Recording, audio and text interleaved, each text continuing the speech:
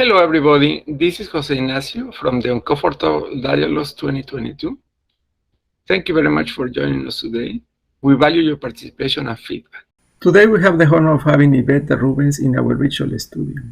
Yvette is currently the Group Vice President of Information Systems Strategy and Centers of Excellence at the Providence Hospital in Seattle, Washington State.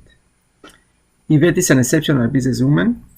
She's a role model not only for all the younger generations, but also for her peers and the community in general.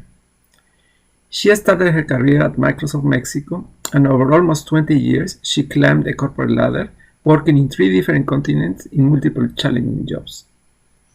Without any further ado, welcome to our Uncomfortable Dialogues 2022 Yvette. How are you doing today? I'm doing great, José Ignacio. Nice to see you. Thank you for the invite. Yvette, if I recall right, COVID patient number 1 in America was detected in Providence hospitals, right? Yes, so Providence is a very large health system. It's one of the largest in the United States. We have 51 hospitals and over 1,000 clinics in the West, in 7 Western states. And yes, we were our hospital in the Washington area was the first one to receive a patient in the U.S. So once the leadership team realized that this was the beginning of a future health crisis, what did you all did to get ready for such a major challenge? Yeah, I mean, I think if I look back, it was a very interesting process to go through. It was obviously you don't have the advantage of knowing what's going to happen and kind of be able to predict how things are going to evolve. Obviously, when we started hearing, even before we got the first patient, we started obviously knowing that this was a concern, and the hospital, the system in general, had already in place a set of protocols and processes to manage infections and detection and all the different things that need to happen to be safe. And so that allows us to be very quick and very effective when we discovered that first case and had that first admission in the hospital.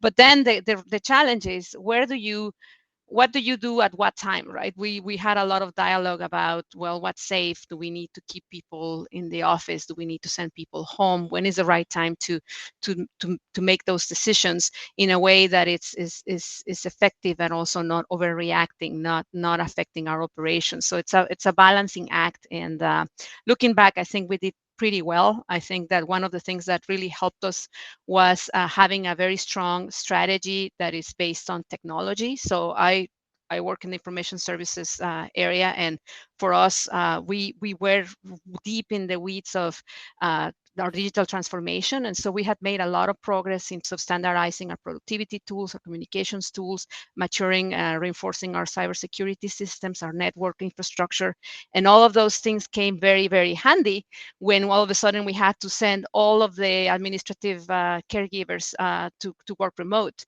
many of whom have never worked remote.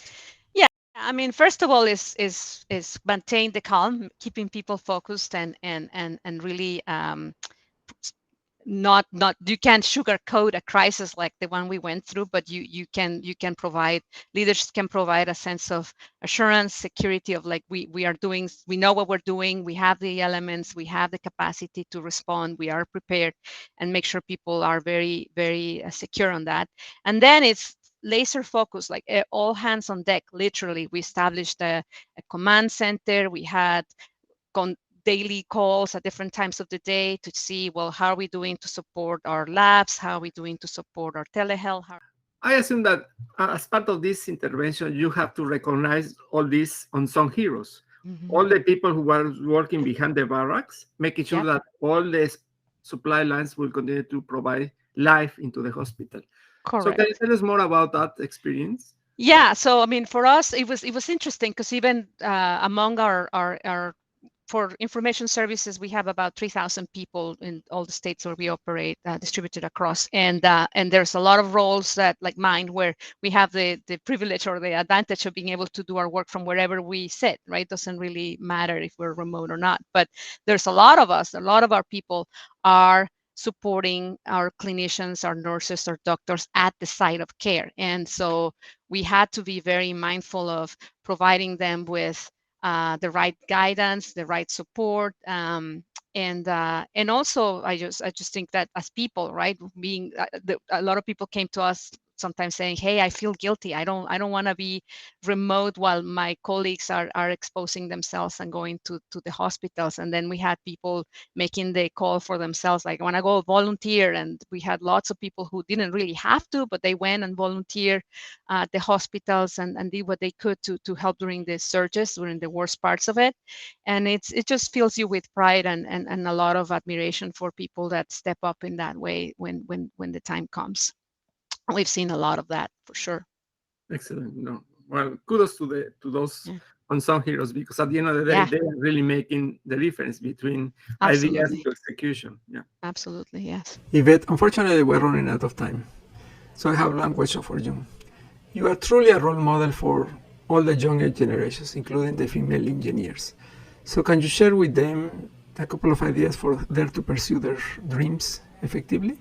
There's no right or wrong answer in terms of what career we pick, but sometimes we limit ourselves just artificially.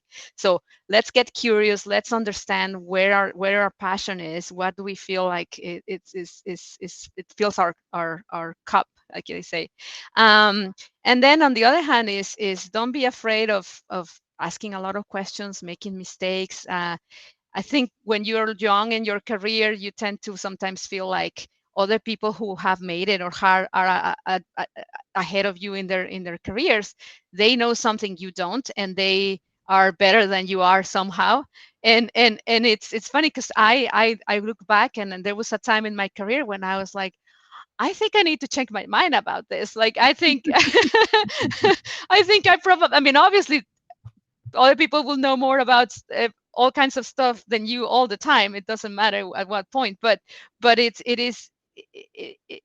sometimes we're our worst enemies, right? Because we limit ourselves. We're like, oh no, I'm too young. I'm too early in my career. I don't have enough experience. And when we put so much weight on that, where in reality it shouldn't make that much of a difference. So I mean, obviously, all those things are easier said than done. It's tough, and the other thing is just be patient. It takes time. It takes time to find what you want to do and where you want to go and what's your passion, and then it takes a lot of time to prove yourself to get to where you want to be. But it's worth it if you achieve it. Excellent, Yvette. Fascinating discussion. I wish we could have far more time, but we don't have any time. So, I know. So thank you much for your time, and for everybody else watching this video. If you have any question to Yvette or to myself, just drop a note here in LinkedIn and YouTube, and we'll get back to you.